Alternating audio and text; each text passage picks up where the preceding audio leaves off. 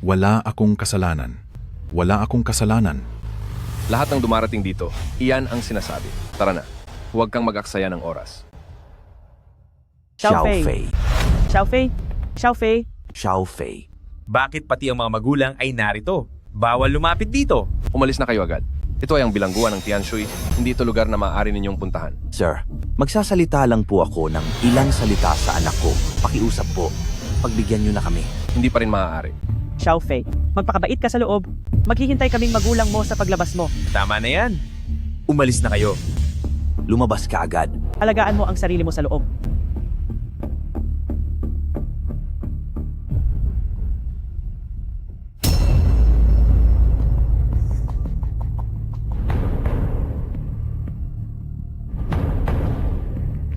Mukhang sariwa pa ito, ha? Umayos ka, Uy, may katuwaan tayong panonoorin mamayang gabi. tumahimik ka.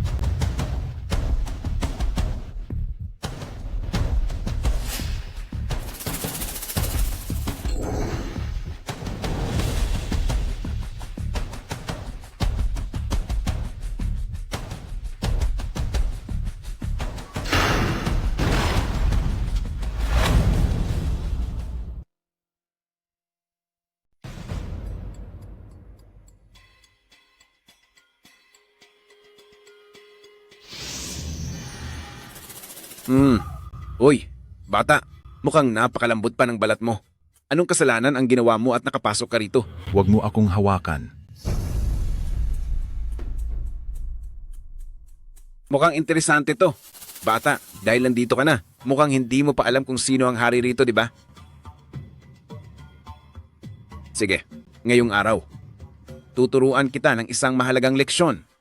Sugod.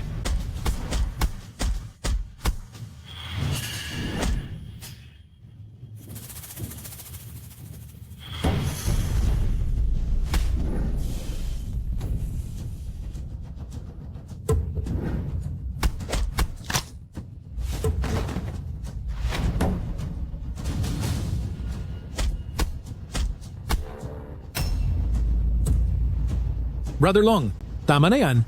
Baka magkaroon pa ng seryosong problema kapag ipinagpatuloy mo. Yan!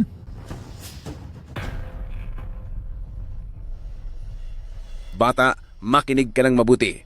Nandito ka sa teritoryo ko. Ako si Brother Long. At ako ang batas dito. Sa susunod na hindi ka sumunod, ganito ang mangyayari sa iyo. Mas totoo ang mundo rito kaysa sa labas.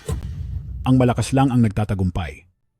Dapat ay maging mas matapang ka pa kaysa sa kanila para matakot sila sa iyo.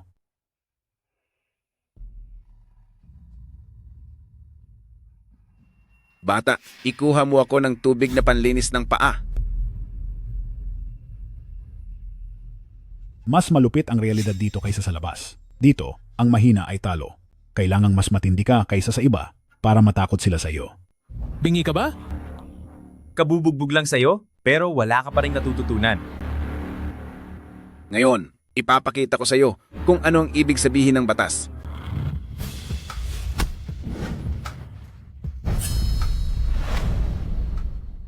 Tumigil kayong lahat, kundi pagbabayarin ko siya. Maliit na kapatid, pag-usapan natin ito ng maayos. Pag-usapan natin ito ng maayos. Sino ang tinatawag mong kapatid? Ako si Yu Fei. Kuya Fei, pag-usapan natin ito ng maayos. Kasalanan ko. 732 puntos sa entrance exam. Nakulong bago pa man makapasok sa universidad. Maliwanag na niloko lang siya. Pag-usapan natin ito ng maayos. Gusto ko iyan. Tama na iyan. Tumigil ka rin. Bata, talagang hinahamon mo ako.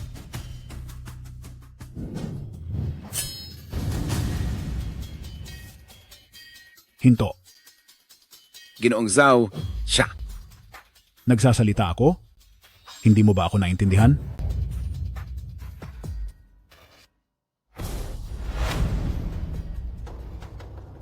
Mukhang ikaw ang boss nila. Hindi naman boss. Binibigyan lang nila ako ng respeto at tinatawag akong Ginoong Zhao. Bata, tingin ko ay hindi ka naman masamang tao. Ituring mo akong ninong at simula ngayon, wala nang mangangahas na apihin ka rito.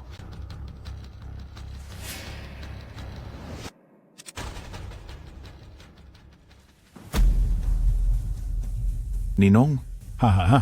Sige, simula ngayon, ikaw na ang inaanak ko. Batiin niyo siya.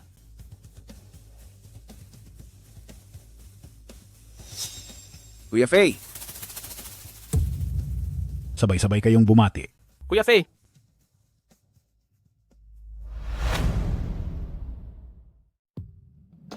Eldest Miss, tungkol sa ipinapaimbestigan niyo sa akin, nakaso ng chairman kung bakit siya na-frame up at nakulong. May nakuha na po akong mga lead ngayon.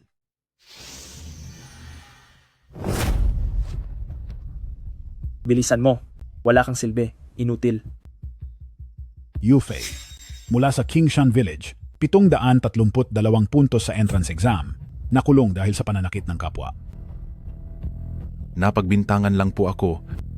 Hindi ako ang nanakit sa taong iyon. Alam ko, nakakuha ka ng 732 puntos kung papag-aralin kita sa loob ng isang taon ng self-study sa lahat ng kurso sa finance. Siguro naman ay walang problema, di ba? Para saan pa po ang pag-aaral niyan? Nagkataon na, may kumpanya ako sa labas, mahirap na kasing makahanap ng talentado ngayon. Kung handa kang mag-aral, paglabas mo rito, pwede mong tulungan ang ninong mo na pamahalaan ang kumpanya. Bakit? Hindi mo ba kaya? Kaya ko po, syempre. Huwag kang masyadong kampante. Itaas mo. Maling-mali na nga ang postura mo, napakaplampas mo. Aray, sino ba ang nagbabasa ng libro habang nakaposisyong pang-ehersisyo ng ganito? Talagang Itaas mo sabi.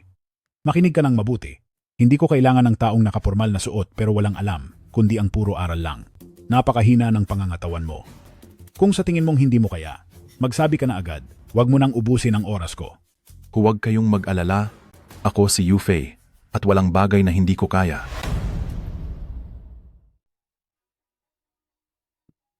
Mag-iensayo ka pa rin ba? Anong tinitingin-tingin mo? Malayo ka pa sa mga gusto kong maabot mo. Hindi nga ako nagkamali ng tingin sa iyo, hindi lang dahil matalino ka, kung hindi ay mayroon ka ring hindi matitinag na determinasyon.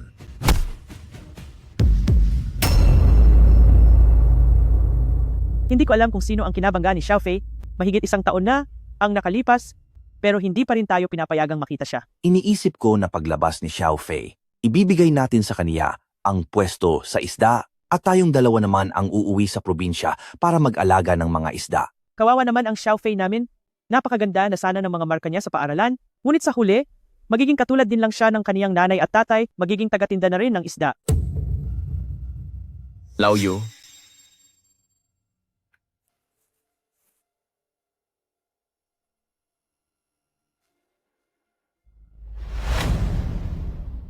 Auge, bakit po kayo napunta rito? nandito ako para sabihan kayo na bago matapos ang gabi, lahat ng mga basurang gamit nyo ay ilipat nyo doon sa pinakadulo. Ano? Hauge, tama ba ang narinig ko? Pangit na nga ang pwesto ng tindahan namin ng isda, tapos palilipatin mo pa kami sa tabi ng banyo. Sino pa ang gaganahang bumili o kumain ng isda roon? Wala akong pakialam sa inyo. Auge. Pagpasensyahan mo na po si Lao Yu, medyo masama lang siyang magsalita. Heto po, tanggapin niyo ito. Walang hiya ka. Akala mo naman kung sino ka. Asawa ko, anong ginagawa nyo? Anong gagawin? Yudaliang, sasabihin ko na sa inyo para malaman nyo, ngayong araw na ito, sa ayaw nyo man o sa gusto, kailangan nyong lumipat. Dali, bilisan nyo na. Umalis kayo. Anong ginagawa niyo? Lahat kayo, lumayas dito. Ano bang ginagawa nyo? Anong ginagawa niyo? Umalis kayo rito. Yudaliang, masyado ka na yatang nagmamayabang ngayon ha? Ano? Auge, maawa po kayo sa amin. Magkakabarangay naman tayong lahat at alam mo naman na ang asawa kong si Xiaofei ay nasa loob pa ng kulungan. Kung nandoon man siya sa kulungan, anong pakialam ko doon? Hindi iyan ang ibig kong sabihin. Hinihintay pa ni Yuan Yuan ang ating si Xiaofei. Kapag nakalabas na si Xiaofei, at kapag kasal na silang dalawa, at kumita na ng pera, tiyak na babayaran namin kayo ng higit pa. Walang hiya ka. Anong pinagsasabi mong kalokohan? 3 araw mula ngayon, ikakasal na si Jiang Yuan kay Hauge. Sa lagay na iyan ng anak mong talunan, balak niya pang pakasalan si Jiang Yuan? Nagsisinungaling kayo. Sina Yuan at Xiaofei ay magkabata. Paano siya magpapakasal sa iba? Sa totoo lang, sa kasal namin ni Yuan Yuan, Kayong dalawang hamak na tindera ng isda ay walang karapatang dumalo. Pero dahil dyan, nagbago na ang isip ko. 3 araw mula ngayon, gusto kong nandoon kayong dalawa para makita nyo ng sarili nyong mga mata kung paano ang sinasabi ninyong manugang ay ikakasal sa akin. Alis na tayo.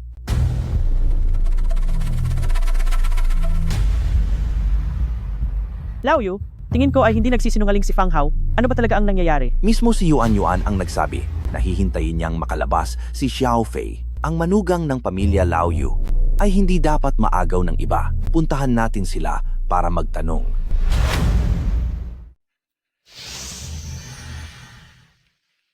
Lao Zhang, Yuan Yuan. Tio Ant, anong ginagawa niyo rito? Narito kami para hanapin ang tatay mo. Yuan, sino yan?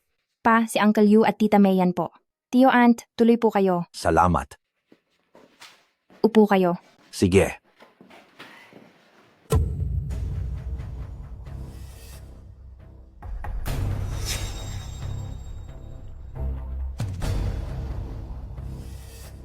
Anong kailangan nyo? Pa, ano bang sinasabi niyo? Tio Ant, ipagtitimpla ko lang kayo ng tsaa. Sige. Lao Zhang. Kasama ko si Mayan kanina sa palengke at narinig namin kay Fang Hao na ikakasal na raw siya kay Yuan Yuan sa loob ng 3 araw. Iyon lang ba ang ipinunta nyo rito? Totoo yun. Bakit? May problema ba? Hindi sa ganoon Lao Zhang, pero si Yuan Yuan at Xiao Fei ay magkasamang lumaki tsaka 2 taon na ang nakararaan. Ipinakasal na natin silang dalawa. Ito kasing ginagawa mo. Tama na, Yu. Ano bang pinupunto mo? Pumunta ka pa rito sa bahay ko para manumbat?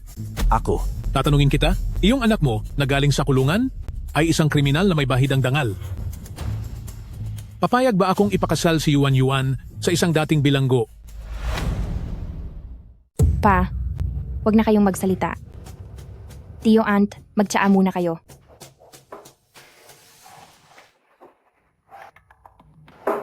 Yuan. Alam ni Auntie May yan, na bata ka pa lang ay kayo na ni Xiao Fei, ang nakatadhana sa isa't isa. At ang tatay mo lang, ang pumilit sa iyong pakasalan, si Fang Hao, hindi ba? Ikaw na bata ka, bakit ang tigas ng ulo mo? Anong wala kay Hauzi na mayroon ang walang kwentang si Yufei? Wala akong pakialam. Si Yu Fei lang ang pakakasalan ko. Ikaw, Zhang Yuan, sinasabi ko sa iyo, ang mga magulang ni Yu Fei ay nasa ilalim ko pa rin doon sa palengke. Bakit? Gusto mo bang palayasin ko sila? Naniniwala ako kina Uncle Yu at Auntie Mayan na kahit umalis pa sila, sa palengking iyan, makakahanap pa rin sila ng trabaho. Paano kung sabihin ko sa iyo na ang pinsan ko ay nasa kulungan din kung nasaan si Yu Fei? Anong sinabi mo? Kung ayaw mong pakasalan ako, uutusan ko ang pinsan ko sa loob ng kulungan. Nabigyan ng leksyon ang Yu Fei na iyon. At pagdating ng oras, kapag napinsala ang katawan niya, wala kang dapat isisi sa akin.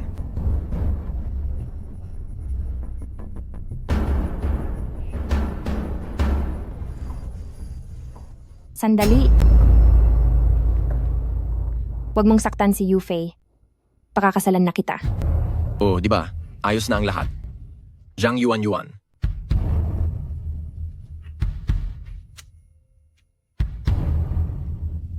Tandaan mo ang mga sinabi ko sa iyo ngayong araw.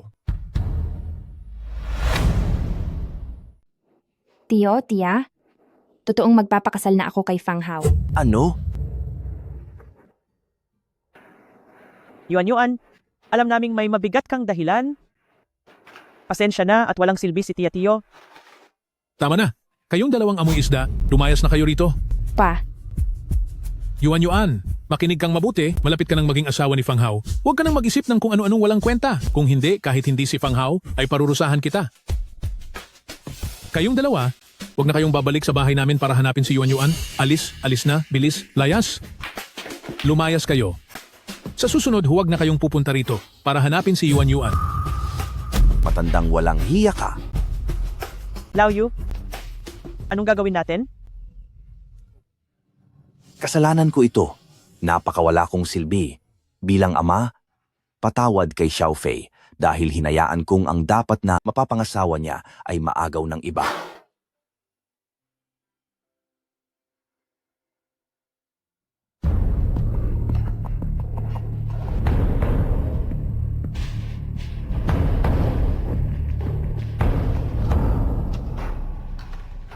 Sa pagbilang ng oras, Oras na para lumabas.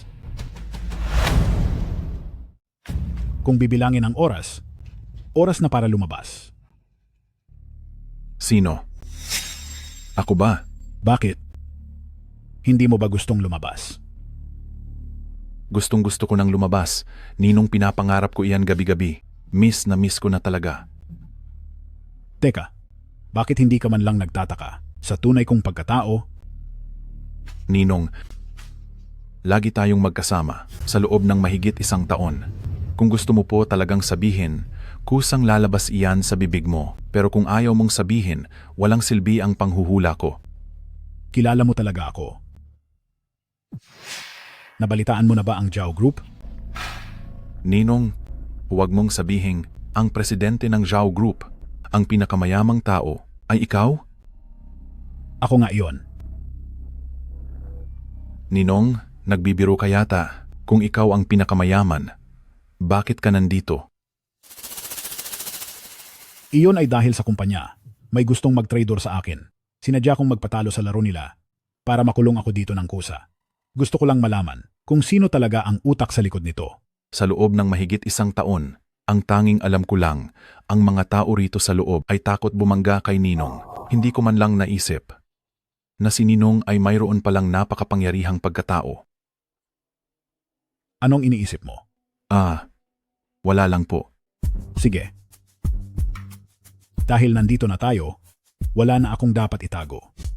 Nitong nakaraang taon, bukod sa pagpapabasa ko sa iyo ng mga libro tungkol sa finance, ay pinatitindi ko rin ang iyong pagsasanay.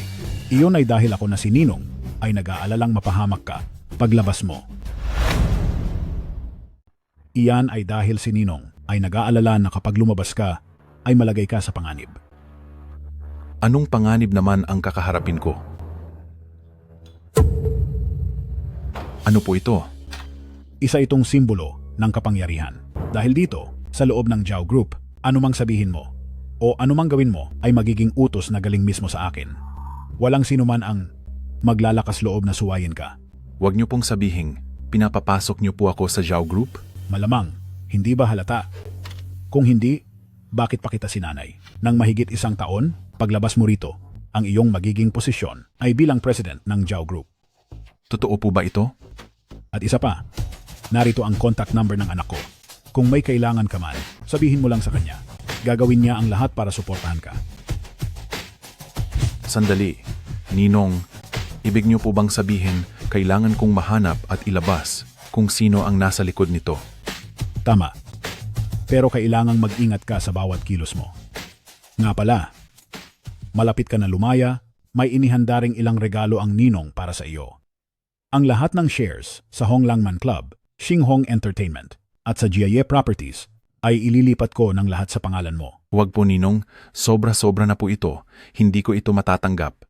Sinabi ko nang tanggapin mo ito. Ang pagtatrabaho para sa Ninong ay pagbubuwis ng sariling buhay. At bukod pa doon, tandaan mong ikaw ang itinuturing kong anak ng Zhao Jinggo. Ang halaga ng lahat ng ito ay aabot siguro ng ilang bilyong dolyar na. Maraming salamat po, Ninong. Ganyan dapat. Sige na, kumain na tayo. Pero kailan po ba? Talaga ako makakalabas? Pagkalipas ng 3 araw. 3 araw mula ngayon. 3 araw, sa loob lang ng 3 araw. Laoyu? Kung hindi, pumunta na lang kaya tayo. Ano man ang sabihin nila, si Yuan Yuan ay sabay nating pinalaki. Ayos lang kahit magbigay lang tayo ng regalo. Pa, ma, nakabalik na po ako.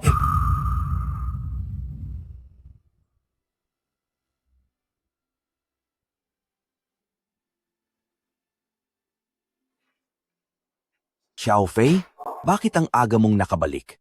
Dahil maayos ang naging asal ko sa loob, pinalaya ako ng maaga. Anong nangyayari?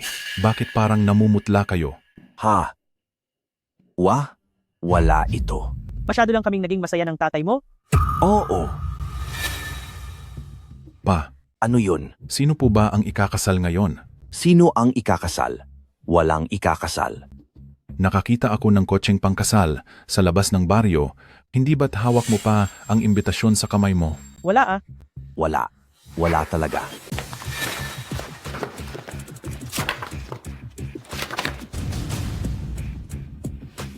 Teka, anong nangyayari? Anong nangyayari? Xiao Fei, patawad anak. Hindi namin nabantayan ng maigi si Yuan Yuan. Hindi ako naniniwalang ginusto ito ni Yuan Yuan.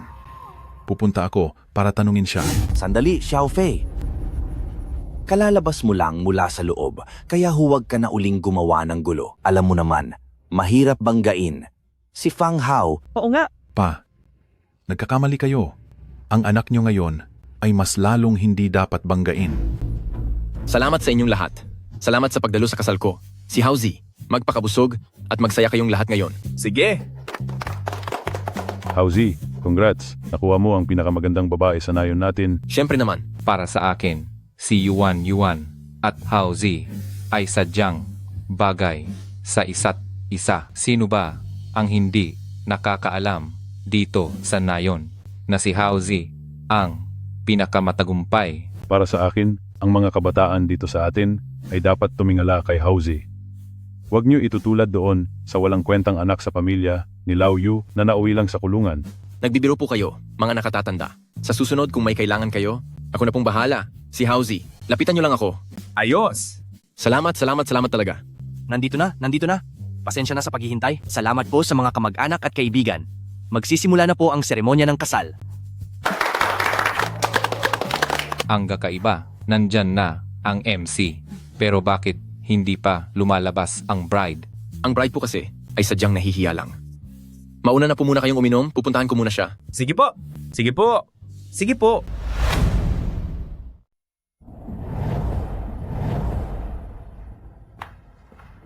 Zhang Yuan.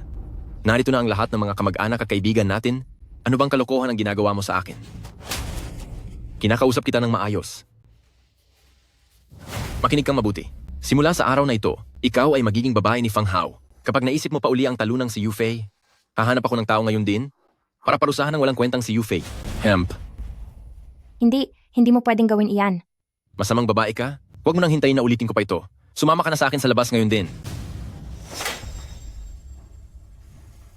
Sige, uminom na tayo! Inom! Sa inyong lahat na nandito, pasensya na. Nahuli kami ng dating. Narito na ang ating bride. Simulan na natin ang seremonya. Tatanungin ko po si Beb. Zhang Yuan, handa ka bang maging asawa ni Ginoong Fang? Magpakasal na sa kanya! Magpakasal na sa kanya! Magpakasal na sa kanya! Ate, pumayag ka na, magpakasal ka na. Kung hindi ay magagalit ang ating si Haoje. Tingnan mo siya! Masyadong nagmamataas. Huwag ka nang magpanggap pa. Maraming tao rito. Huwag mo akong hiyain dito. Kapag hindi ka pa rin sumunod, masisigurado kong maghihirap din si Yu Fei. Tama ang sinasabi ni Hauge ate. Huwag ka namang mapagmataas. Oo nga, masyadong nag-iinarte. Ako, Hindi siya payag. Hindi siya pumapayag. Sino iyan?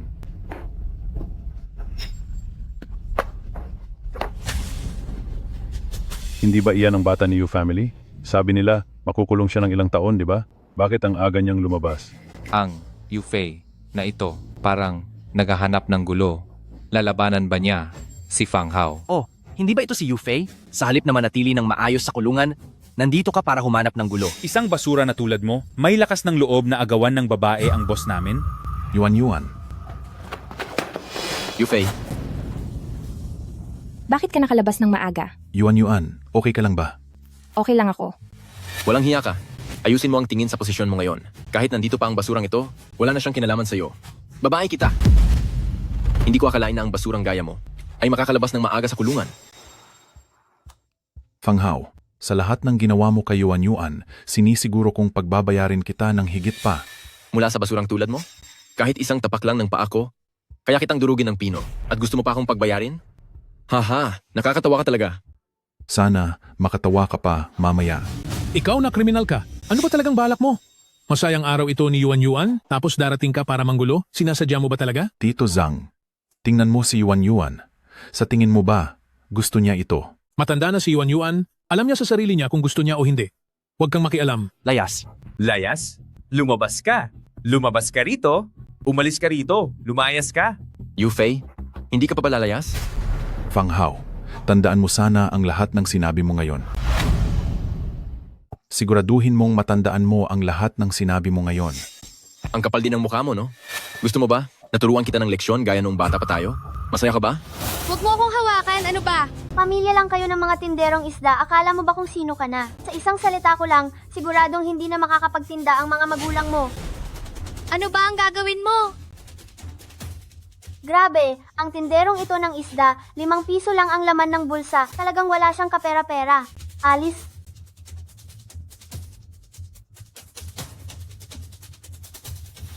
Yufei, isang basurang tulad mo, susubukan pang maging bayani? Sabi mo di ba gusto mo akong saktan? Sige, saktan mo ako rito. Galingan mo pa. Pagbabayarin kita. Wala kang silbi. Aagawin ko ang babae mo. Pagkatapos ay sisirain ko ang buhay mo. Palalayasin ko rin ang mga magulang mo sa palengke para wala na silang matirhan. Hauje, Tapusin niyo siya. Bakit ang lakas ng isang ito? Fang Hao, sinabi ko na sa iyo, sa lahat ng ginawa mo kay Yuan Yuan, dodoblehin ko ang ganti sa iyo. Yufei, huwag kang lalapit. Huwag kang lalapit. Yufei, kakakalabas mo pa lang, huwag kang gumawa ng gulo baka makulong ka uli. Huwag kang mag-alala, Yuan Yuan. Yufei, parang nag-ensayo ka sa loob nitong 1 taon Hindi ako natatakot na sabihin sa'yo. Paparating na ang pinsan kong si Fang Dalong. Siguradong tapos ka na. Sandali lang. Sino nga ulit ang pinsan mo? Si Fang Dalong. Pamilyar siya sa'yo, di ba? Kuya Fei, Pinsan mo, si Fang Dalong? tingnan nga natin kung sino ang masyadong mayabang para manggulo sa kasal ng pinsan ko. Ikaw na walang kwenta? Ngayon ay katapusan mo na. Fang Dalong. Halika rito. Uy, Kuya Fei. Bakit narito po kayo, Kuya Fei? Kuzen, bakit ka nakatulala riyan? Siya iyon, sampalin mo siya. Sasama palin ko siya? Ha? Siya iyon, sampalin mo. Hayop ka. Ikaw ang uunahin kong tapusin. Kuya, ano po bang ginagawa niyo? Walang problema. Kuzin, Tumahimik ka riyan. Mamaya kita parurusahan. Kuya Fei, pasensya na po. Kuzin, baka naman po nagkakamali kayo ng tao. Wala siyang kakayahan. O kahit anong koneksyon. Bakit ka ba natatakot sa kanya? Ako. Tumahimik ka. Si Kuya Fei ang amo ko, kaya wala kang karapatang pagsabihan ako. Kuzin,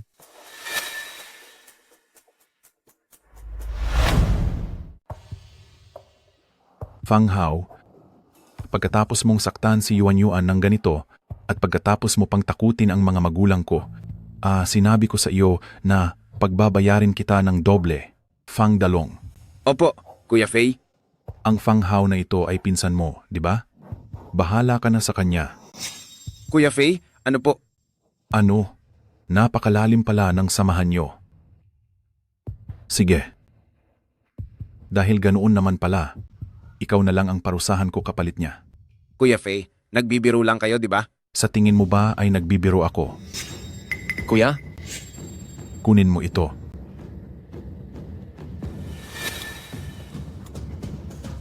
Kuzin, ako, Kuzin. Sihin mo ang iyong sarili dahil sa iyong kapabayaan. Kinalaban mo ang taong hindi mo dapat kinalaban.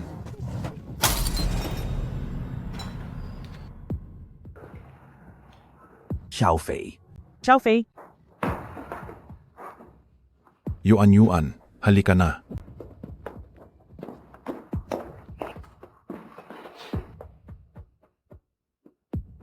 Umuwi na tayo. Xiao Fei, ikaw. Mag-usap tayo pag-uwi. Tara. Yuan Yuan? Kapag sumama ka sa bilanggo na iyan, huwag mo na akong ituring na ama. Simula sa araw na ito, wala na tayong ugnayan bilang mag-ama. Xiao Fei, Po? talaga bang binili mo ang bahay na ito? Opo, ma. Saan ka nakakuha ng ganito kalaking pera? Ay nako, Xiao Fei. May ginawa ka bang? Hindi maganda habang nasa loob ka? Ay nako, Tay. Huwag na po kayong mag-alala. Halika po kayo. Maupo muna. Noong nandoon pa ako sa loob, may isang taong laging nag-aalaga sa akin. Itinuring ko na siyang pangalawang ama. Ipinagkatiwala niya sa akin ang pagpapatakbo ng kumpanya. Ang kumpanyang iyon ay ang Zhao Group. Iyon ba ang pinakamayamang? Zhao Group? Oh, iyon nga. Binigyan din niya ako ng ilan pang mga kumpanya. Napakalaki palang utang na loob mo sa kanya. Dapat mong suklian ang kabutihan niya. Huwag po kayong mag-alala. Gagalingan ko ang pagtatrabaho para sa kanya. Yuan, ano ang tingin mo rito sa bahay natin pagkatapos nating makasal? Kuya Yufei, napakabait mo talaga sa akin. Kaso nag-aalala lang ako. Saan ka naman nag-aalala? Nag-aalala ako para kay Fang Hao dahil hindi niya tayo titigilan. At saka sina Tio at Aunt ay nagtitinda pa rin ng isda sa palengke. Ay nako, Yuan, huwag ka nang mag-alala para sa amin ni Aunt. Matagal na rin naming gustong itigil ang pagtitinda doon. Totoo iyon, Yuan. Kaming dalawa ni Tio, kayong dalawa na lang ang tanging inaalala namin. Sa tingin ko, mas mabuting lumayo muna kayo ng ilang sandali. Tio Aunt, Nay, Tay, Yuan, huwag na po kayong mag-alala. Hindi na ninyo kailanman kailangang matakot kay Fang Hao muli. Xiaofei, masyadong malakas ang impluensya ni Fang Hao, kaya kailangan mong mag-ingat. Alam na ni Fang Hao kung sino talaga ako, kaya hindi siya mangangahas na saktan ako. Kuya Yufei, pasensya na kung naging pabigat ako sa iyo.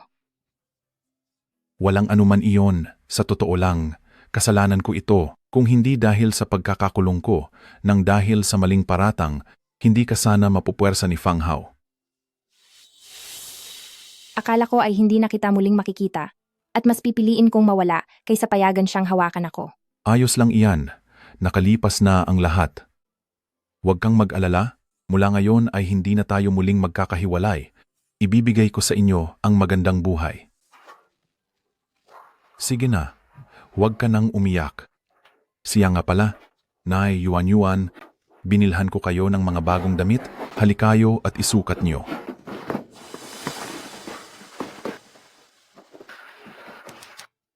Napakagara naman ng mga damit na ito. Kuya Yufei, hindi ako sanay magsuot nito. Napakaganda naman yan, bagay na bagay sa iyo. Masasanay ka rin balang araw. Ang lugar na ito ay tunay na kamangha-mangha. Napakaganda. Ay naku, talaga namang napakasigla dito. Napakagara talaga. Xiaofei, bakit mo kami dinala rito? Oo nga, Xiaofei. Ito na yata ang pinakamahal na mall dito sa lungsod ng Jianghai. Nabalitaan ko, ang mga damit dito ay aabot ng ilang 10,000 dolyar. Lugar ito para sa mga mayayaman. Hindi natin kayang pumunta rito. Nay, Tay, malalaman niyo ring mamaya. Tara na Yuan, sumama ka sa akin sa loob. Kuya Yufei, Ayos lang, tara na.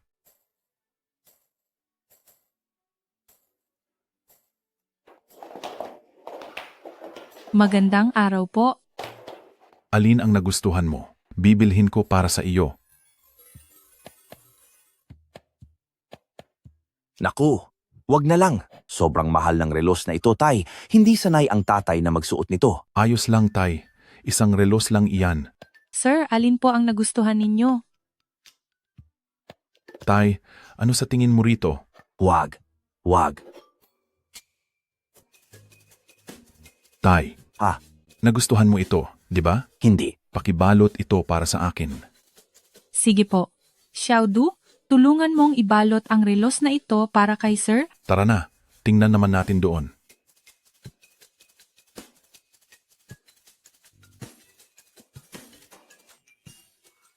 Itong singsing na ito, pakisukat naman sa fiancé ko. 1,200,000 dolyar. Kuya Fei, napakamahal niyan. Walang anuman iyon. Yuan. Hindi lang ang singsing na ito.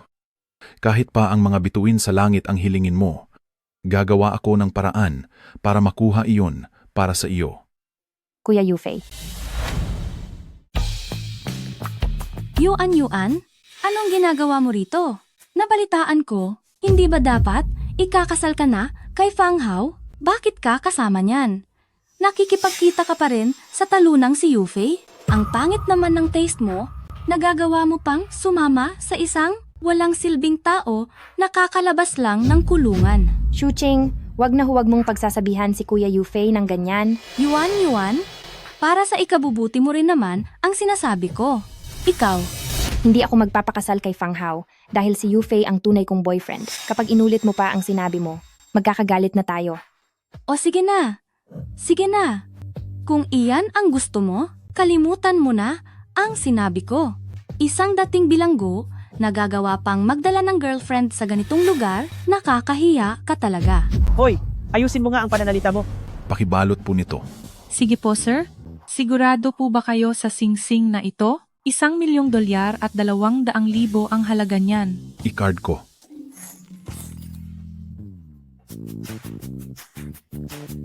Yufei, masyadong mahal ang $1,000,000 at 200,000. Huwag na nating bilhin iyan. Ayos lang iyan, yuan-yuan. Engagement ring natin ito, kaya kailangang maganda ang bibilhin natin. Ito na po, sir. Ito ang card ninyo. Salamat. Narito rin po ang inyong singsing at relo. Ingatan po ninyo. Singsing na nagkakahalaga ng mahigit 1,000,000, binili lang niya agad? Paano itong? Dating bilanggong ito, naging ganito, kayaman? Yuan-yuan, saan na ba nagtatrabaho ngayon si Yufei? Hindi mo na kailangang malaman. Tara na, Kuya Yufei. Sige, tara na.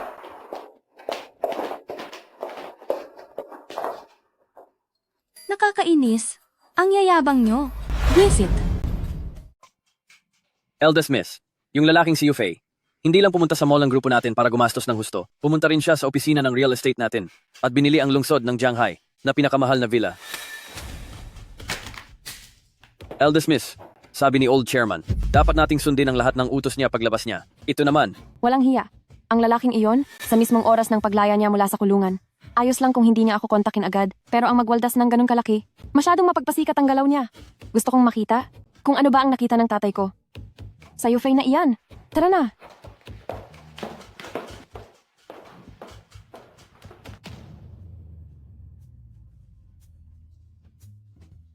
Xiao Fei, napakalaki na ng nagastos natin ngayong araw.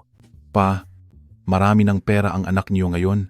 Isang singsing sa kasal lang ito. Huwag na kayong manghinayang. Xiao Fei, kahit mayaman na tayo ngayon, ang pagiging Yu family na matipid at masinop hindi dapat kinakalimutan. Kuya Yufei, masyadong mahal ang singsing na ito. Sa kasal natin, hindi natin kailangan ng ganito kamahal na singsing. Ma, pa, yuan-yuan, nagtatrabaho ako para sa ninong ko. Kung magmumukha tayong mahirap, mapapahiya ang ninong ko. Huwag ka ng maraming satsat. Sabihin mo sa amin agad, ano ba talaga ang nangyayari? Ano ba talaga ang nangyayari dito? Xiao Fei, yung bahay na nagkakahalaga ng $100 milyong, binili mo lang basta-basta. Saan ka ba talaga nakakuha ng ganito kalaking pera? Totoo iyan, Kuya Yufei. Alam ko na gusto mong mabigyan ako pati na ang tito at tita mo ng magandang buhay, pero dahil hindi natin alam kung saan galing ang perang ito, hindi natin ito pwedeng basta-basta gastusin. Tama siya? Saan ka naman makakahanap ng ganoong kagandang pagkakataon? Isang malaking boss ay hahayaan kang gumastos ng ganito kalaki? Baka naman pinapagawa ka niya ng mga masasamang bagay? Ma, wala akong ginagawang masama. Noong nasa kulungan ako, nag-aral ako ng finance ng mahigit 1 taon, tinulungan ko ang ninong ko sa pagpapatakbo ng futures market at malaki ang kinita ko. Barya pa lang ang lahat ng ito. Ang galing mo naman. Ma, huwag na po kayong mag-alala. Ang galing ng utak ng anak niyo ang nakita nila. Kung wala akong kwenta, sa tingin niyo ba, mag-aaksaya sila ng panahon para sanayin ako? Naniniwala ako sa bagay na iyan. Ang anak ko ay matalino at mabait bata pa lang. Matanda, pwede ba kaming maupo rito? Sa wakas, nandito na sila. Anong gagawin niyo? Wala naman. Nakikita naming may pera kayo, kaya hihiram lang kami ng kaunti para may panggastos. Ano naman ang pakialam niyo kung may pera kami? Mga wala kayong hiyang mga tambay. Matandang babae, ayusin mo ang pananalita mo. Baka gusto mong leksyonin kita mamaya. Ikaw! Hayaan nyo lang, ayos lang. Bibigyan ko kayo ng 3 segundo, lumuhod kayo. Humingi kayo ng tawad sa nanay ko. Tama ba ang narinig ko? Pinapaluhod ka niya at humingi ng tawad sa kanya? Maya-maya, papatulan na kita ng seryoso. Kung hindi ka tatakas, bibilib talaga ako sa lakas ng loob mo. Hindi ba sasakyan ng Zhao Group ang mga iyon?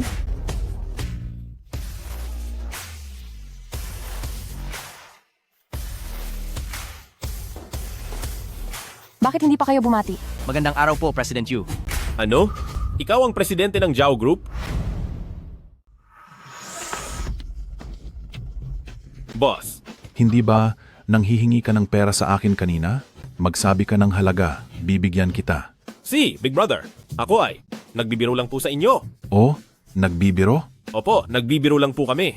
Sino ang nagsabi kanina na tuturuan ako ng leksyon? Ako po, masyado po akong naging mapangahas. Maliit na tao lang po ako. Hindi ko po agad kayo nakilala. Ito po, kuya. Ito na lahat ng pag-aari ko, kuya. Ituring nyo na po itong regalo sa inyo at parusahan nyo na lang ako ng magaan. Layas, Tara, takbo! Pa, ma, ayos lang po. Kakampi natin sila. sinong nagsabing kakampi mo ako? Magpaliwanag ka? Bakit hindi mo ako pinuntahan agad pagkalabas mo ng kulungan? Bakit naman kailangang ikaw ang una kong puntahan? Ikaw, Yufei. Sino ka para pagsalitaan ng ganyan ang aming binibini? Mag-ingat ka.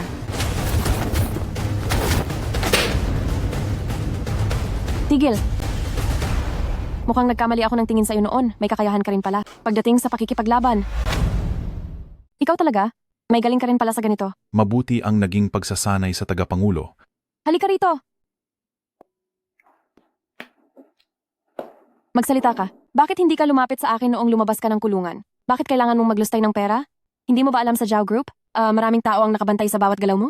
Kapag nakuha nila ang kahinaan mo, Ang aking binibining Zhao, kung hindi ako naglustay ng pera, kakagat ba sila sa pain? sinasadya mo ang lahat. Dahan-dahan lang. Huwag kang magmadali. Kailangan natin ng mahabang pasensya para makahuli ng malaking isda. Sa pagkakataong ito, kailangan mong makipag-away sa akin, lumabas ka sa pinto ng galit na galit. Para ang balita na hindi tayo nagkakasundo ay mabilis na kumalat. Ang babaeng ito, sinadya niya akong sampalin.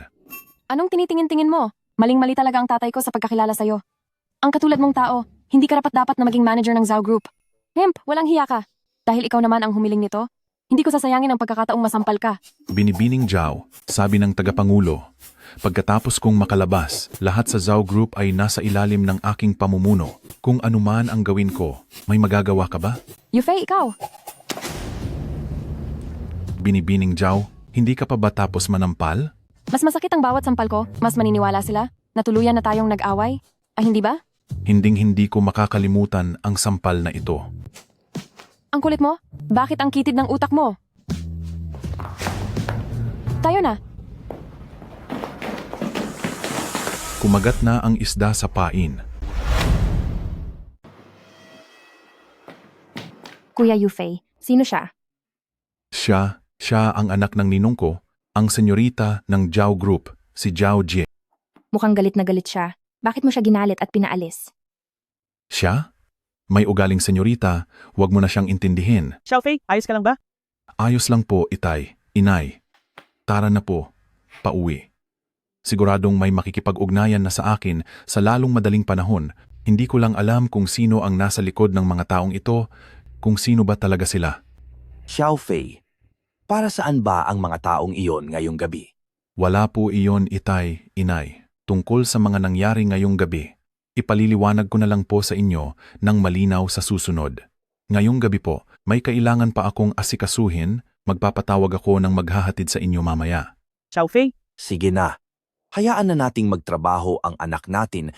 Hindi mo na kailangang magpahatid sa amin. Sasakay na lang kami ng taxi, pauwi. Hihintayin ka namin ng inay mo sa bahay. Opo. Tara na. Yufei, kailangang mag-ingat ka. Huwag kang mag-alala, walang makakagawa ng masama sa akin. Hintayin mo ang pagbabalik ko. Opo.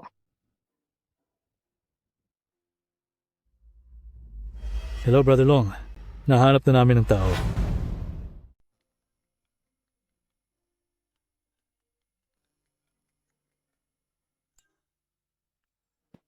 Hello. Yufei, ang bagong CEO ng Zhao Group.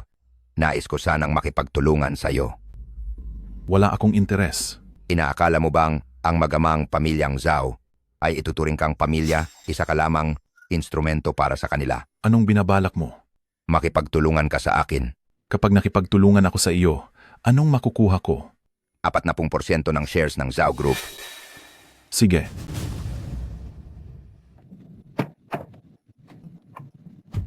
Ipinaghanda kita ng isang suit. Hindi ko kailangan iyan. Balak mo ba talagang isuot iyan sa auction? Ano naman? Sino ba ang nagtakda na sa auction ay kailangang magsuot ng marangya? Nga pala, tungkol sa may-ari ng numero ng telepono na iyon, nahanap mo ba kung sino? Wala kahit isang bakas. Masyadong maingat ang kabilang panig. Wala talagang kahit isang bakas.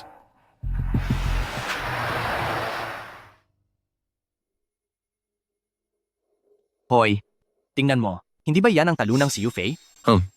Kung saan-saan ka pa nagpupunta, dito mo pa napiling magpakita sa akin. Yufei, ito ang pinaka-importanting auction sa Jiangnan. Pati pala isang kriminal na gaya mo ay nakakapasok dito.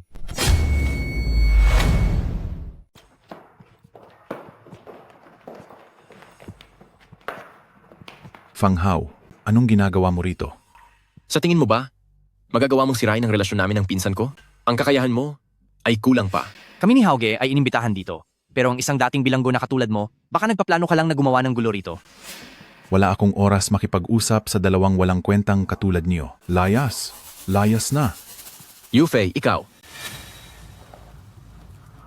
Sige, pagkatapos ng araw na ito, magiging kanang kamay na ako ni na Shenmo at President Shen. At sa tingin mo ba ang masamang babaeng iyon ay mapoprotektahan ka? General po, tungkol po sa anak kong babae, medyo napabayaan ko ang pagpapalaki sa kanya. Kapag lumabas na po kayo at hindi siya sumunod sa inyo, maaari po kayong pumunta kay Shenmo. Shenmo? Ang tagapangulo ng Hongyun Group. Anong tagapangulo po? Isa lang siyang tauhan na inuutusan ko sa dilim. Mukhang malabo yata ang paningin ni Shenmo. Ano ang sinabi mo? Pati ang isang basurang gaya mo ay nagustuhan niya. Gaano ba kalala ang panlasa niya? Sige. Sige. Binangga mo si President Shen simula sa araw na ito sa buong lungsod ng Jianghai. Wala ka nang mapagtataguan. Alis.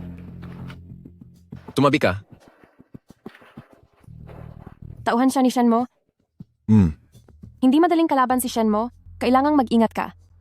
Mukhang hindi rin alam ni Zhao Jie na si Shenmo ay tauhan ng aking ninong. Hayaan mo na, handa akong harapin ang anumang dumating. Yufei, huminto ka riyan. Maraming salamat po sa inyong pagdalo. Maya-maya lamang ay may isang mahalagang tao ang darating sa subastang ito ngayong gabi. Kaya abangan po ninyo. Susunod, ang item na ito ay may pambihirang pinagmulan. Ang espadang ito ay may lakas ng isang dragon at tigre. Kapag binunot, masasabing isa itong natatanging mahiwagang espada. Ang panimulang presyo ay 10 milyong dolyar. Walang limitasyon ng turing. 15 milyong dolyar. 15 milyong dolyar. Hindi kaya ito na ang espadang nabanggit sa akin ni Ninong noon? Hauge, sabi nila mahilig daw si President Shen sa mga sinaunang espada, kaya kung makukuha natin ang espadang ito para ihandog sa kanya. 50 milyong dolyar. 50 milyong dolyar. 100 milyong dolyar.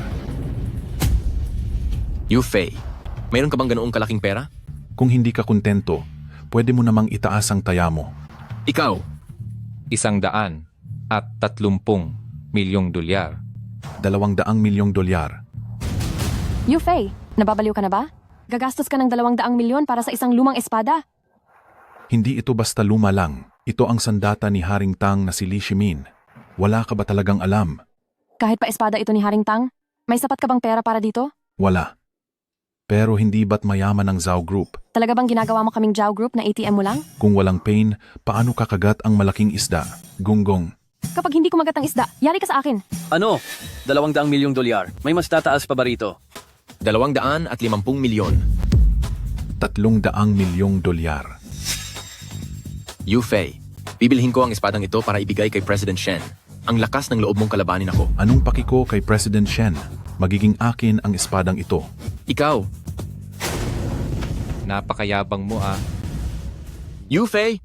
Narito na si President Shen. Siguradong paparusahan ka niya. President Shen. Hangal. Anong sinabi mo? President Shen, alam ko pong mahilig kayo sa mga antigong espada. Bala ko po sanang bilhin ang espadang ito sa auction para ibigay sa inyo. Ngunit hindi ko inaasahang ang walang kwentang taong ito ay sadyang tataasan ng presyo. Tao pala siya ni Miss Zhao. Kaya naman pala, napakayabang niya. Si Yufei ang aming bagong hirang na presidente sa Zhao Group. Mas mabuting ayusin mo ang iyong pananalita. Ganoon pala, ikinagagalak kitang makilala. Paano nangyari yon? Paano naging chairman? Si Yufei sa Zhao Group? Siguradong may relasyon ang dalawang iyan. Matagal ko na pong gustong makilala kayo. Mas hanga ako ngayong kaharap na kita. Ang Hongyun Group at Zhao Group ay magkatambal sa negosyo. Kaya asahan ko po, President Yu, ang inyong gabay sa hinaharap. Huwag kang masyadong formal, President Shen. President Shen, minaliit ka niya ng ganoon. Bakit po ninyo? Manahimik ka. May karapatan ka bang questionin ang presidente ng Zhao Group? Pasensya na po.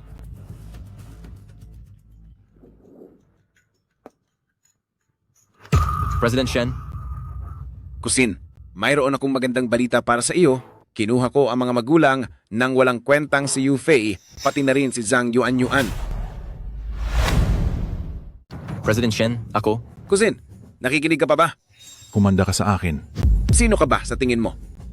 Fang Dalong, sinasabi ko sa iyo, kapag may nangyari sa kanilang masama, pagbabayarin kita ng lubos.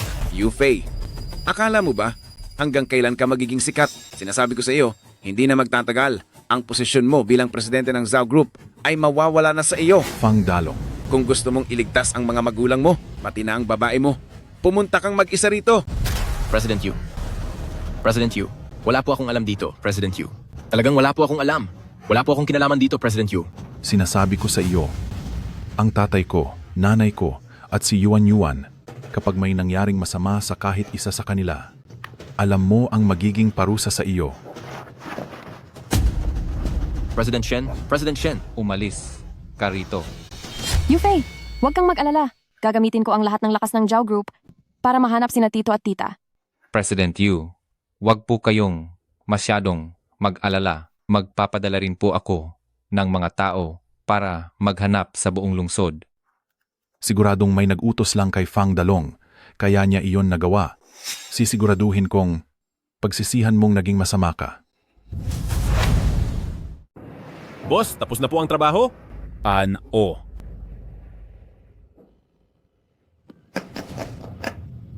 Interesante. Talagang napaka-interesante nito. Mukhang hindi na magtatagal. Mapapasain nyo na ang Zhao Group. Zhao Jingwo, dahil minamaliit mo lang ako, huwag mo akong sisihin kung ang lahat ng pinaghirapan mo ay kukunin ko na ng buo. Ha. Hello, sino to? Aba, si President Yu ba ito?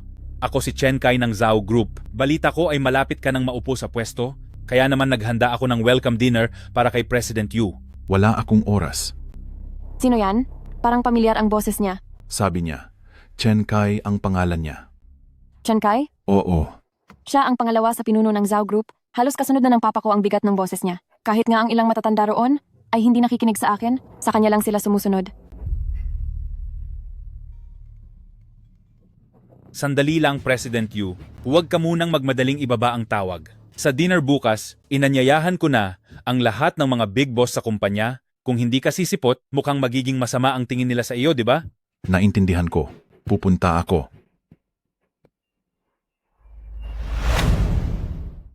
Sige, laro tayo. Sige. Tama na. Ayoko nang maglaro. Anong problema, Brother Long? Parang may hindi tama eh. Hindi tama?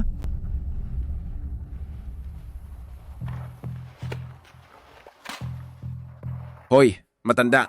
Huwag kang mag-alala. Hindi muna kita tatapusin. Hihintayin ko munang dumating ang walang kwenta mong anak na si Yufei. Gusto kong makita mo mismo. Kung paano ko siya paparusahan. Huwag kang gagawa ng masama.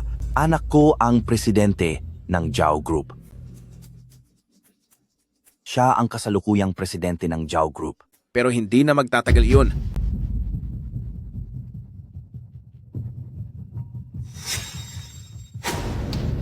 Xiaofei. Yufei, ang bilis mo para sa isang walang kwenta, nahanap mo agad ang lugar na ito. Sabihin mo sa akin, paano mo gustong magbayad? Ano? Hindi ba mali ang narinig ko?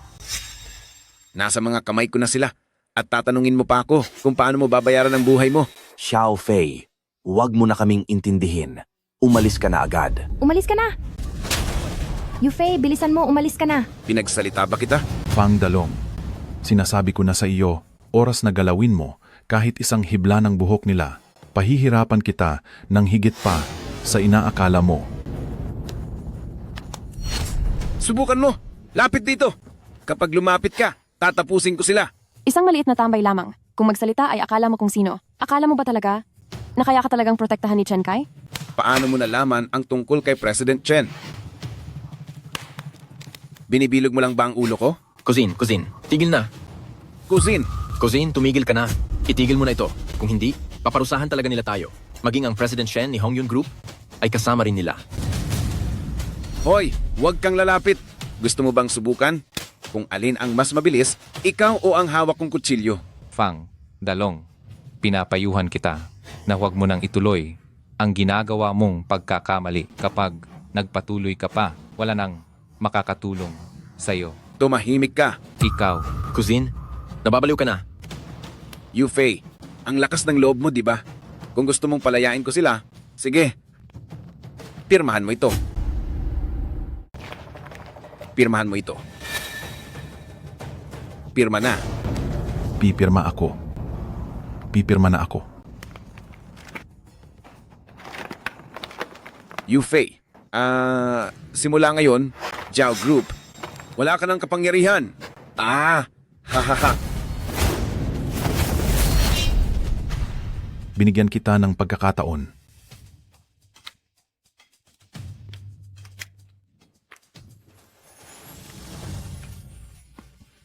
Yufei, Huwag kang matakot, Yuan, tapos na ang lahat. Mukhang ang paningin nignang Zhao ay matalas pa rin, gaya ng dati. Nakikita ko na ang kapatid nating si Yufei ay hindi lang basta ordinaryong tao.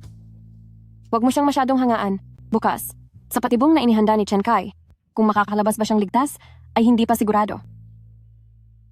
Miss Zhao, sa tingin ko, dapat mo pang dagdagan ang iyong tiwala kay Yufei. President Yu, magpahinga muna kayo ng mga magulang mo at ni Miss Zhao po. Ipaubayan nyo na ang lahat dito sa amin.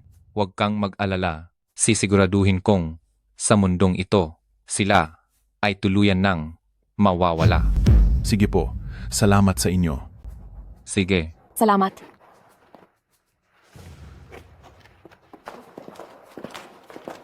Dalhin nyo na sila.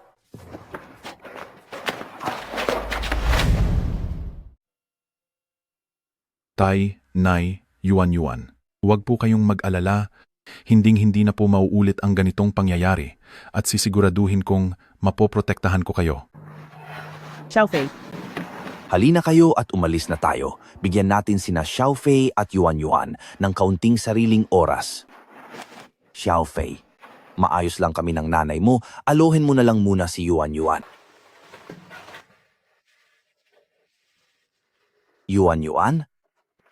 Yufei,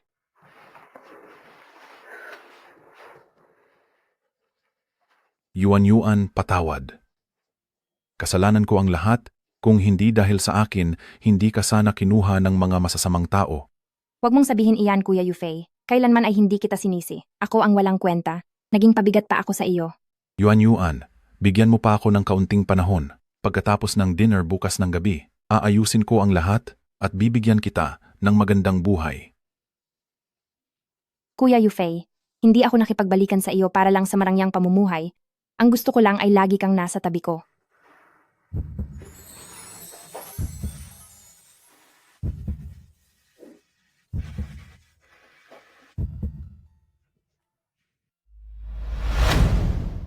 Nako, mukhang maling oras ang dating ko.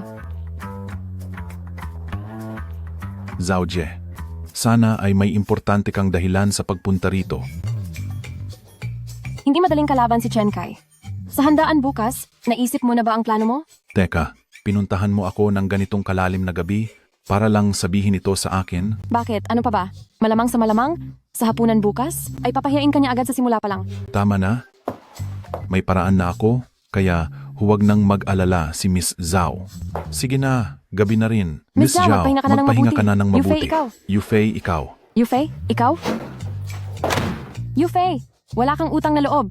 Pumunta ako rito dahil sa mabuting intensyon para kumustahin ka, tapos ganito pa ang itatrato mo sa akin?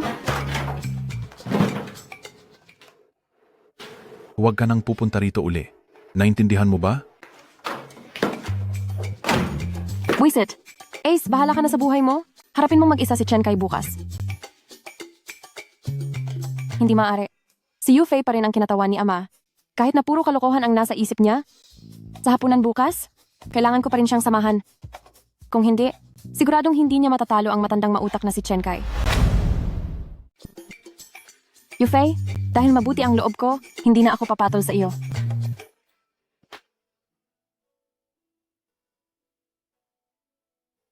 President Chen, ngayong wala na si President Zhao sa kumpanya, kayo na po ang nagsisilbing pundasyon ng ating Zhao Group. Tama iyan. Oo nga po. Narinig ko na si President Zhao ay nagpadala ng bagong president dito. Hindi ba halatang gusto lang niyang bantayan si President Chen? Sige na. Ano ba ang pinag-uusapan ninyong lahat? Siguradong may sariling plano si President Zhao. Itong bago nating presidente, siguradong may natatanging kakayahan din siya. Ha ha ha. President Chen, huwag niyo na po silang kampihan. Sa tingin ko, masyadong mayabang itong bagong presidente. Grabe, pinaghintay niya kaming mga lumang empleyado ng ganito katagal. Totoo iyan, kahit noong nakasama nating kumain si President Zhao, hindi niya tayo kailanman pinaghintay ng ganito katagal. Tama po iyan. Hay nako, tama na yan. Bagaman bata pa si President Yu, pero siya ay hindi lang bagong presidente ng Zhao Group, kundi siya rin ang piniling pinuno ng pamilyang Zhao ni President Zhao mismo. Sa susunod na magsasalita kayo, ay mag-ingat po kayo. President Chen, basta ito lang ang masasabi ko. Wala akong pakialam kung sino man ang bagong presidente na iyan. Hindi ko siya kinikilala. Ako po, ay kayo lang ang kikilalanin. Tama po. Eksakto po. Kayo lang po ang kinikilala namin. Sige na, sige na. Hali na kayo. Naku.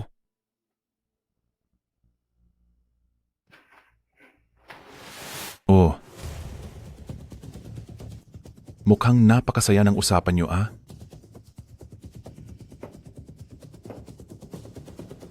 Ikaw ba si Yufei? Hinayaan mo kaming mga matatagal na rito na maghintay ng napakatagal. Ang kapal ng mukha mo. At sino ka naman? Ako ang finance director ng Zhao Group, si Lee. Sige na, huwag ka nang magpakilala pa. Anong? Akala ko naman kung sino na. Sa dami ng sinabi mo, isa ka lang palang direktor? President Yu, hindi ba masyadong malupit ang ginawa mo? Para sa akin, kakalabas ko lang ng kulungan, kaya medyo agresibo ako kumilos. Kung may nagawa man akong mali, ay pagpasensyahan niyo na ako.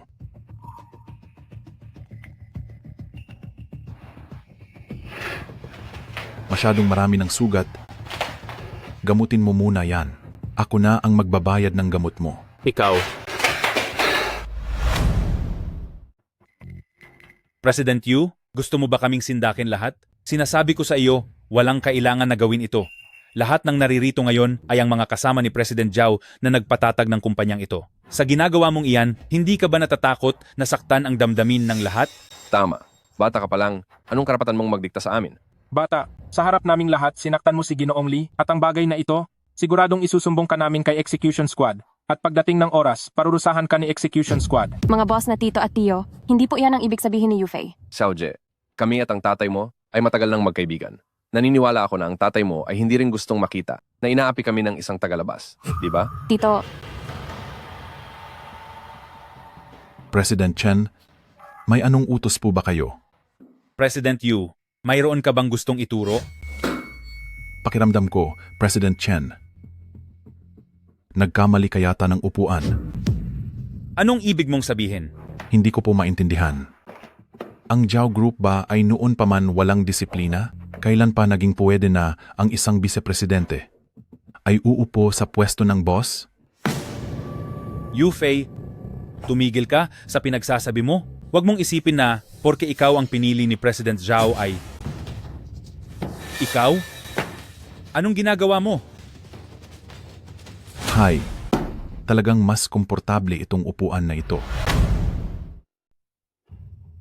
Yufei, huwag mong isiping porket nandyan si President Zhao para suportahan ka, ay pwede ka nang gumawa ng kahit anong gusto mo. Hindi ako natatakot na sabihin sa iyo ngayon na bilang bagong CEO, sa lahat ng mga matataas na opisyal na narito, ay wala kahit isang kumikilala sa iyo. Kung tama ang natatandaan ko, si President Zhao ang kumuha sa iyo sa kumpanyang ito, di ba? Anong ibig mong sabihin? Si President Zhao, hindi niya siguro akalain na sa loob ng maraming taon ay nag-alaga pala siya ng traidor. Plinano mong idiin si President Zhao para makulong si President Zhao at sinubukan mo ring kunin ang mga ari-arian ng Zhao Group. Ikaw yon, di ba? Vice President Chen Kai. Chen Kai, totoo bang ikaw ang nagpakulong sa tatay ko? Siya, puro kasinungalingan ang sinasabi niya. Sinisiraan mo lang ako. May ebidensya ka ba? Ebidensya ba kamo? Siyempre naman, mayroon. Dahan-dahan lang. Haha. Nakita nyo na, wala siyang mailabas na ebidensya. Maliwanag na isa lang itong paninira. Naglakas loob kang siraan si President Chen. Naghahanap ka yata ng gulo. Tao, halina kayo. Kalad ka rin niyo siya palabas. Lumpuhin niyo ang mga binti niya. Nahulaan ko nang sasabihin mo yan. Ninong, kung hindi ka papapasok, ay mabubugbog na talaga ako. Tingnan natin kung sinong mangangahas na galawin ang inaanak ko. Tingnan ko lang kung sino ang nangangahas na galawin ang anak-anakan ko. Pa, bakit po kayo nakabalik na? President Zhao. Batang ito, gusto ko lang makita ang kakayahan mo. Sa pagpapatakbo, bakit mo agad akong tinawag dito? Sige na, kapag natapos ko na ang bagay na ito, may iba pang mga gawain ang Zhao Group na naghihintay na asikasuhin ko. Oh, sabagay, may punto ka. Zhao, President Zhao. Bakit po kayo maagang nakalaya? Masyado ka bang nadismaya? Hoy, President Zhao. Ano bang sinasabi nyo? Tungkol doon, President Zhao, huwag na huwag po kayong magpapaloko sa batang iyon. Ako sa inyo ay matapat at maaasahan, saksi ang langit at lupa. Ganun ba? Sa totoo lang, kahapon pa ako nakalaya. Pero hulaan mo, bakit ngayon lang ako pumunta rito? Ba, bakit po? Dahil nagpunta ako sa ibang bansa. Pa, anong ginawa niyo doon? Walang lihim na hindi mabubunyag, maliban na lang kung hindi mo ginawa. Chen Kai, palagi kitang itinuturing bilang magiging kahalili ko, ngunit hindi ko inaasahan. Sobra mo akong dinismaya. President Zhao, ano po ang sinasabi niyo, President Zhao? Paano naman magagawa ni Vice President Chen na pagtaksilan kayo? Pati ikaw, alam ko na ang lahat ng mga ginagawa niyo. Chen Kai, masyado mong pinapahalagahan ang sarili mo at masyado mo ring minamaliit ang kakayahan ko. Nakalap ko na ang lahat ng ebidensya ng pakikipagsabwatan mo sa mga tagalabas at ang balak mong pag-agaw sa Zhao Group ko nang walang ititira. Chen Kai, pinapayuhan kita. Sumuko ka na ng maayos. Sa totoo lang, bago ako pumunta rito, napaalam ko na sa mga autoridad at ang buong gusali ay napalibutan na. Hahaha, susuko? Nananaginip ka ng gising? Tapusin kita.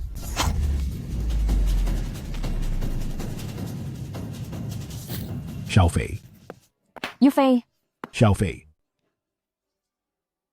Ninong, lahat ng utang na loob ko sa inyo ay nabayaran ko na. Huwag ka nang magsalita. Yufei. Lumaban ka. Gising. Alagaan niyo siya ng mabuti at dakpin ang taong iyan. Dati, naisip ko pa sana na dahil sa rami ng taon na ipinagsilbi mo sa akin, kukumpiskahin ko lang ang mga ari-arian mo at palalayasin ka sa bansa. Pero dahil sinaktan mo si Xiaofei, kailangan mong pagbayaran ang ginawa mo. Hahaha. Zhao Jingwo, tigilan mo na ang pagpapanggap na napakabuti mo. Sa mundo mo, sarili mo lang ang iniisip mo, wala kang pinatawad kahit sino. Siguro nga, ilayo na siya rito.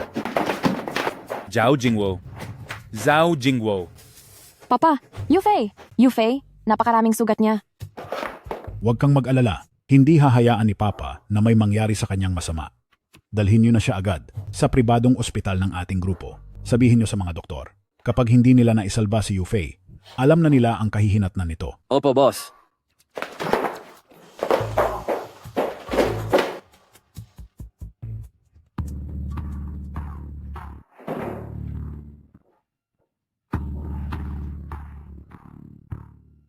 Alam ko, marami sa inyo ang napakalapit kay Chen Kai.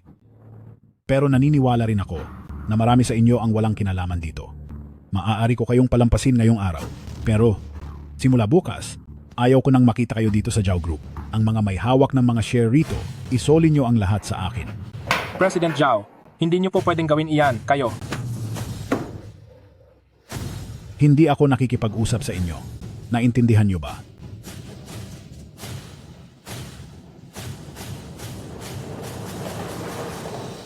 Maayos lang po ba kayo, Ginoong Zhao? Ayos lang ako. Nakikiusap ako na kayo na ang bahalang mag-ayos dito. Maya-maya, magpapadala ako ng mga taong makikipagtulungan sa inyo sa investigasyon. Huwag kayong mag-alala, Ginoong Zhao. Alam na po namin ang buong sitwasyon dito. Xiao Fei, sana ay maging maayos ka.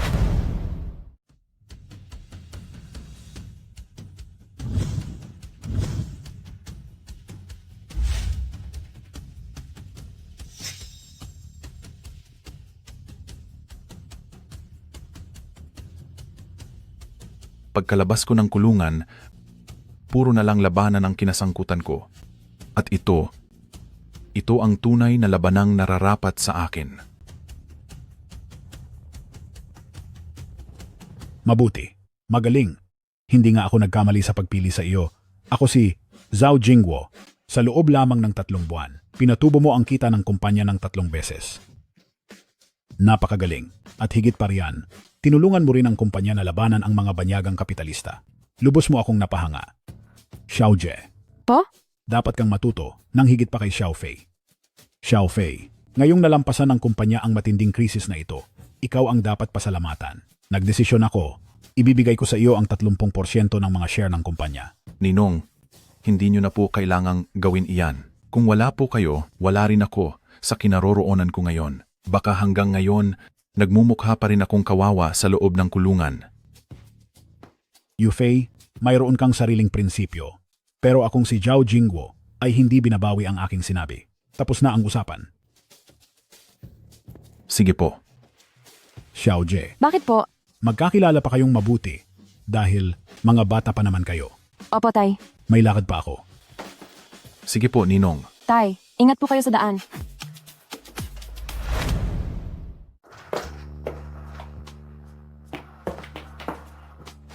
Miss Zhao, anong gagawin mo? Kapag lumapit ka pa, ako, sisigaw na ako. Yufei, minsan nagdududa talaga ako kung lalaki ka ba talaga?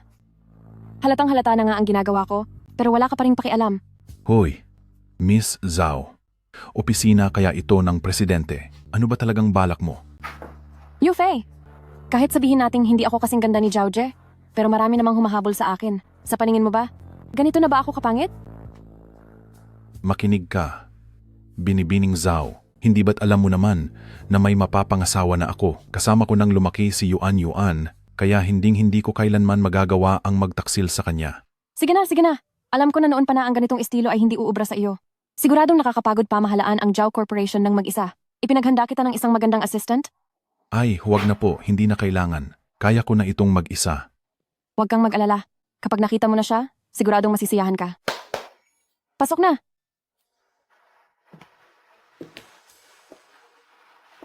Kuya Yufei, Yuan Yuan. Anong ginagawa mo rito? Sabi nga nila, mas mainam kung may kasamang katrabaho dahil mas gagaan ang trabaho. Sa inayos ko na ito, nasiyahan ka naman siguro?